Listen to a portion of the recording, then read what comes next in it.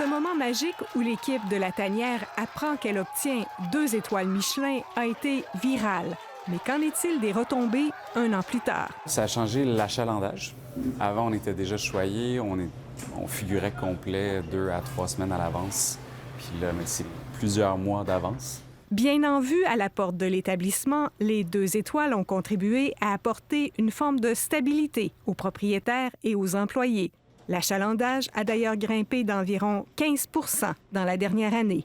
Les 2 copropriétaires et co-chefs du Québec Club privé, autre établissement étoilé Michelin en 2025, posent ici fièrement devant cette distinction qui leur a donné des ailes. Ça nous a beaucoup aidé à nous faire connaître. Ça nous a beaucoup aidé à remplir notre restaurant, à être moins stressés des réservations. En 1 semaine, on a rempli pour 3 mois. Les 2 associés constatent aussi que les liens avec les producteurs sont dorénavant plus faciles. Avant, c'était nous qui courions après les gens pour avoir des choses, puis maintenant, c'est l'inverse. L'arrivée de Michelin a entraîné des gains pour ces établissements, mais aussi pour le milieu de la gastronomie québécoise. Avant, on a toujours été ce petit secret bien gardé de la gastronomie. Maintenant, qu'est-ce qui se passe?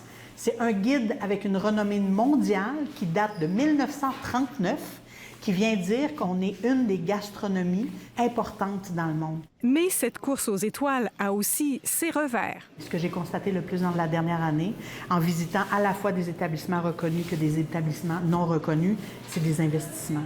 Des investissements dans le but d'attirer le guide et de se faire connaître, et des investissements dans des contextes reconnus du guide Michelin pour aller plus loin encore. Des 1 étoile qui veulent aller vers le 2. J'en ai vu à Québec même. Mais j'ai aussi vu des établissements fermer leurs portes parce qu'ils ne sont pas reconnus par le guide. Pas que, mais dans bien des éléments, le guide en fait partie.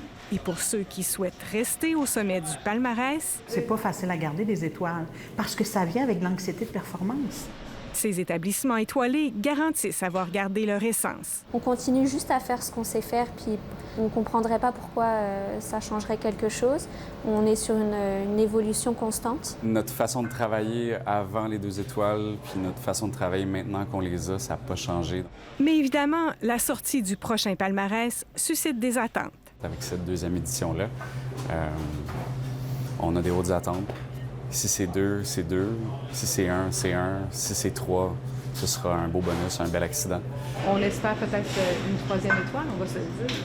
On espère. Je suis pas stressé, plus fébrile de voir, puisqu'on est toujours impatient de voir, puis on travaille pas dans l'idée de... En fait, c'est pas du tout une optique pour nous de pouvoir la perdre.